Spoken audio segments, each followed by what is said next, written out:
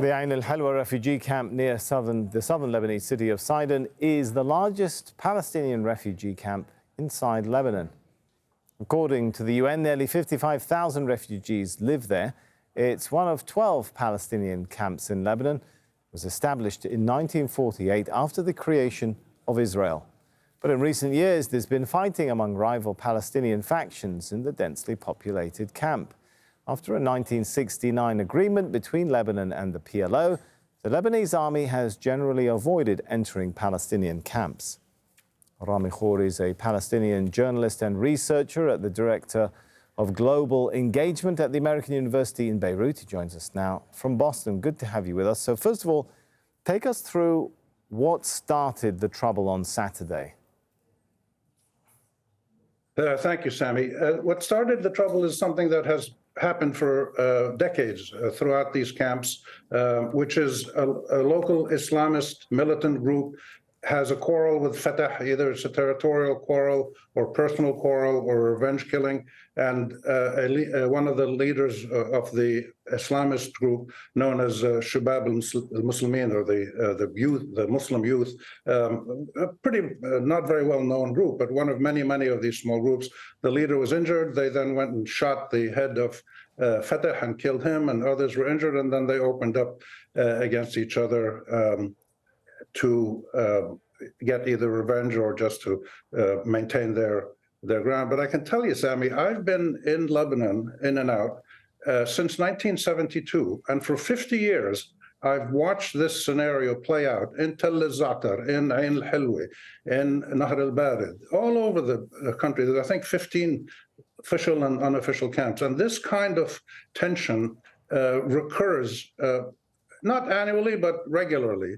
And therefore, it really reminds us that one of the benefits of resolving the Palestine-Israel conflict is a Palestinian state or Palestinian rights, which would obviate the need for these camps and take away these tensions. You had this situation in Jordan with camps. You had it in Lebanon. You have in Syria. You had in Egypt, not so much camps, but militants. And therefore, this is a recurring side effect of the Arab-Israeli conflict and the Zionist conquest of Palestine. And just to put it into context, these are camps made up of people who left their homelands after the creation in 1948 of the State of Israel. Many or some of them pushed off of their lands. People who were hoping, or may still be hoping, to go back one day. Hence, they are part of armed formations, right? There are political movements in the camps and some armed groups as well, and some of them coincide.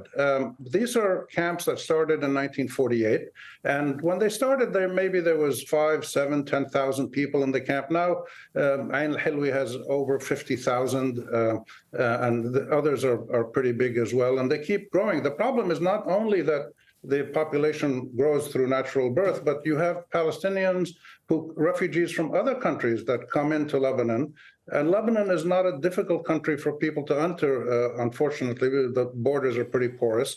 And therefore, you have thousands who come in from Syria. Some came from Jordan. They come from other places, and they go into the camps and set up shop. And then you also have groups that are not Palestinian refugees, just militant groups, Islamist groups, criminal groups, people running away from the law. The Lebanese government and army do not enter the camp. There's an agreement. Rami, let me jump in and ask what might seem to be a rather obvious question, but maybe a lot of people might not understand the background to this. Why can't they go back to what was their villages and towns in Palestine? Because when the Zionist movement started in Europe around the turn of the 2 centuries ago, 1910 or so, 1900, 1910, they asked England, the power that colonized, that controlled the region through a mandate, they asked Great Britain to give them a land in Palestine for a Jewish national home, which of course they wanted to create a state. And the aim of Zionism was to create a Jewish state and a purely Jewish state. And this is what they've done. They've created a Jewish state in 1948. That's expanded now with settlements and occupied Golan Heights and Syria and other places. The Israeli Zionist nationalist ethos is that Jews have the supreme right in that land, and anybody else there is a guest worker, a visitor, or a tourist. They don't want people with equal rights. The Palestinians have tried for decades and decades, again, throughout my life. I was born in 1948.